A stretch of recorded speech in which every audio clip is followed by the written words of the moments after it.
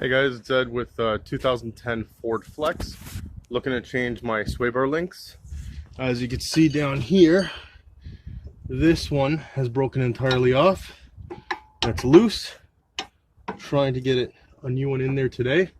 See if I can clean off the bolts, take the old ones off, put the new ones on. Putting one on the driver's side and passenger side. Also taking a look, seeing my lower control arm has a little bit of sweat in there for the bushing, so that bushing will need to be replaced shortly.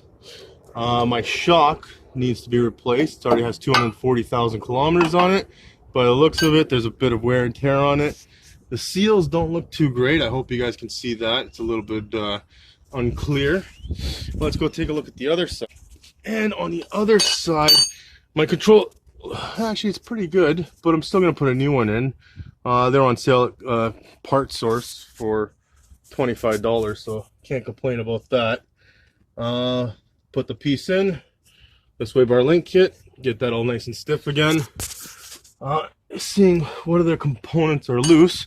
Actually, this bushing doesn't look too healthy, so I'm gonna have to change that bushing very soon before it pops out on me on that lower control arm. Also, the shock doesn't look too great as well, so we'll see where that takes us. Hey guys, so what I've done is with the bolt itself, I've used a wire brush to clean it so it comes off a little easier. I found the two correct sizes, which is 13/16 and 3/8 sock wrenches. Hoping I'm getting that in the film. And now I'm going to try to twist off the first bolt. Once this one comes off, the more difficult one is below because it's a little harder to clean around. Let me just bring you around on this side. You can see over here where it's connected. It's a little bit harder to get the wire brush around to clean it, but I'll do my best to get that off. And then this sway bar link kit can come right off. Okay, so the other day that I was here, we had a little bit of problems. I didn't have a grinder on site here, so I couldn't release my sway bar link kit at the top. Now that I have a grinder and a cutoff disc with me, what I'm going to do is I took out this ABS line. I'm going to bring it down, just have a C-clamp, hold it in position so it's out of my way. And I'm going to be pushing the bolt back as far as I can. And with my grinder, I'm going to be cutting the back side. And I'm well clearance away from my brake lines, ABS line, and basically any components I don't want to damage. So I'm going to cut this piece off with my grinder. Same with the bottom. I'm going to try the bolts first, see if they come out. If they do come out, then it's a little easier job for me. If they don't come out, then I'm just going to have to grind it off. And that's going to be a little bit more difficult since there are quite a few components in that area. I don't know if I can squeeze my grinder in there. Let's see how it goes.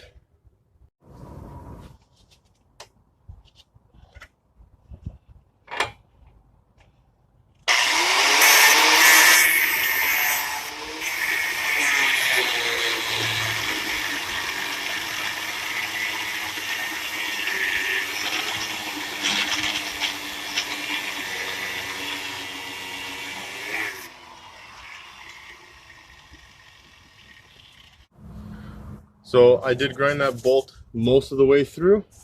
You can see it right here. Now I'm just going to knock the rest of it off. Oh, there you go. That was a nice close-up for you guys. So now that it's grounded off, this unit's easy to remove. Now just to get to the bottom one. So we'll see how that goes.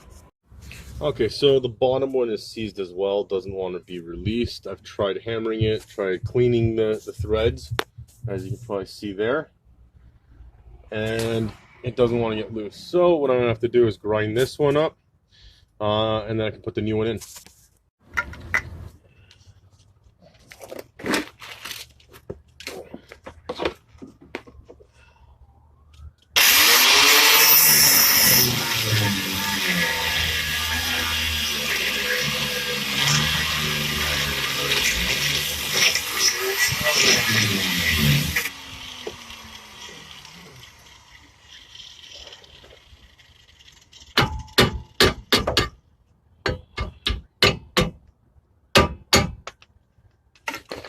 out with the old.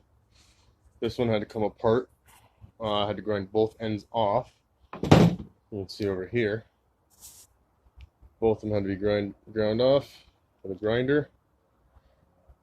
And out with the old, in with the new. This one is Pro Series from Part Source. And these ones should just drop right in, slide in nice and easy. So you can see the bottom's cleared, the top is clear, no obstructions. And now we just put these ones in. Okay, so sway bar link kit coming to an end. It's already installed. I'm just going to recap a little bit of what I've done. I've chalked the back wheels, put my emergency brakes on. I've installed 2 jacks on each side, one on each side. The sway bar link kit, the old one, had to be removed with a grinder. The bolts were seized in place. The new one's been put on, and I've taken a look. My brake pads need to be replaced. My shocks will need to be replaced. And also my bushings on the rear of my lower control arms.